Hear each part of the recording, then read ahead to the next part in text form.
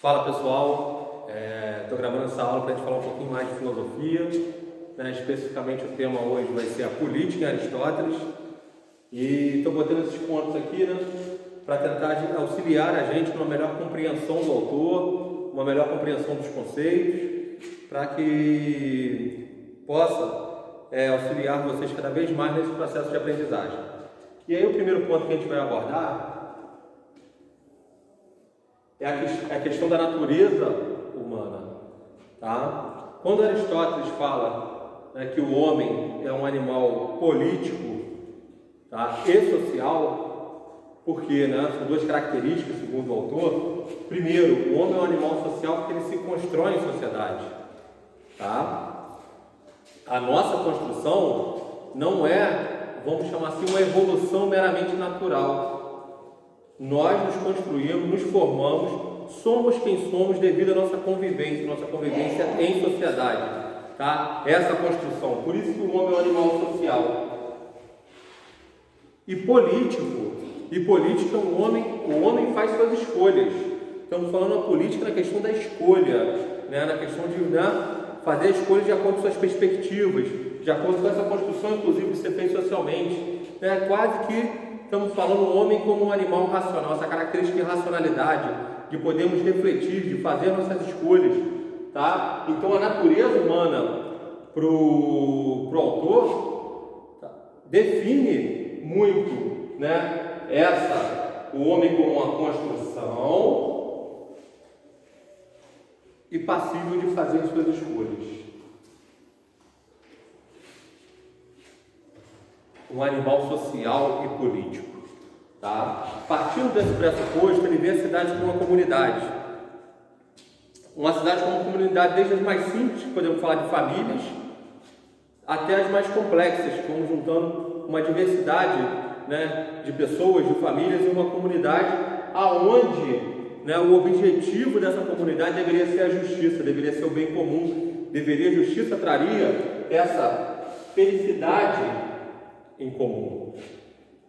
E aí, segundo o autor, teríamos formas de governo, e aí eu queria apontar uma boa diferença em relação a Platão. Não estamos falando, por exemplo, como em Platão, de um governo ideal, como a sofocracia, de um governo idealizado. Estamos falando que numa melhor forma de governo. Segundo o autor, a gente tem algumas formas de governo, e essa melhor forma de governo se mostra na prática.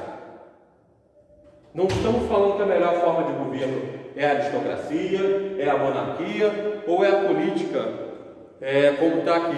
Só fazendo uma pequena observação, esses termos aqui modificaram com os períodos históricos. Mas para Aristóteles, né, a aristocracia seria um bom governo se fosse um governo de alguns que pensasse no bem comum. Porque se esse governo de alguns não pensar no bem comum e pensar só nos interesses daquele grupo, é um governo que se desvirtuou, é um governo que se transforma em uma oligarquia, tá? A monarquia também poderia ser um bom governo, na prática, se esse monarca, se esse governo de um pensasse no bem comum, tá? Nessa estruturação maior do bem comum. Mas se esse governo se desvirtuar, tá, podemos ter uma tirania, aonde esse líder, esse monarca, pensaria somente nos seus interesses. Como também a gente pode ter o governo de muitos pode se desvirtuar. O governo que a gente chama, né, aqui de política, que é o governo de muitos, que pensaria no bem comum, tá? Pode se desvirtuar. Na época, o autor chamava que essa forma de se desvirtuar seria a democracia, onde esses muitos só pensariam nos seus interesses e não na estruturação do bem comum como um todo, da comunidade como um todo, da cidade como um todo, tá? Então percebe uma coisa aqui. O que acontece?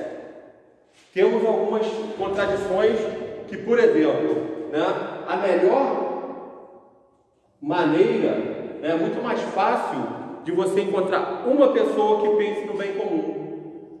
Então a monarquia poderia ser um caminho, mas também uma pessoa pensando somente em seus interesses seria um governo muito tirânico, né? Então a principal forma de se chegar num governo virtuoso pode ser também a principal forma de se chegar num governo que desvirtue o caminho da política.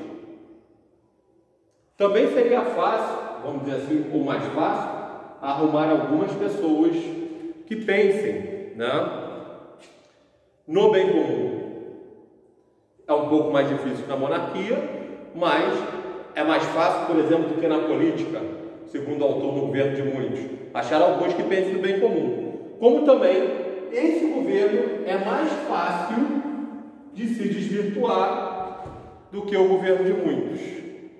Tá? A monarquia seria o governo mais fácil de achar virtude, depois a oligarquia e depois a política, que já é muitos.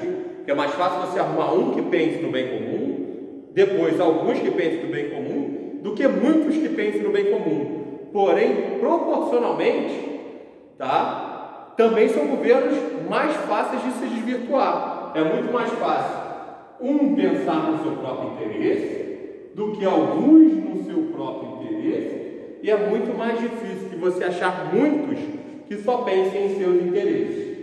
Por isso, né, o autor não está pensando em um governo ideal, ele está falando em formas de governo, tá, que seriam boas se pensassem no bem comum. Como essas formas de governo, o autor explica também, como essas formas de governo podem se desvirtuar na prática. E qual seria a ética? E qual seria a ética para o autor? Tá? Segundo o autor, fala uma ética de um justo meio. O que seria a ética do justo meio? Vamos voltar aqui, ó, ao homem como um animal social. Tá? A ética do justo meio, como estamos aqui, ó, estou botando aqui na prática, a busca da felicidade, tá? Qual a finalidade? A busca da felicidade. E é uma questão prática, porque você se exercita isso no cotidiano. Por que exercita no cotidiano? Porque a ética do justo meio é você encontrar um meio termo, nem ser muito comedido, nem ser muito exagerado. Como assim? Um soldado que vai à frente do seu exército, por exemplo, tá? Muito à frente do seu exército, muito à frente da linha de frente do seu exército, ele é um inconsequente.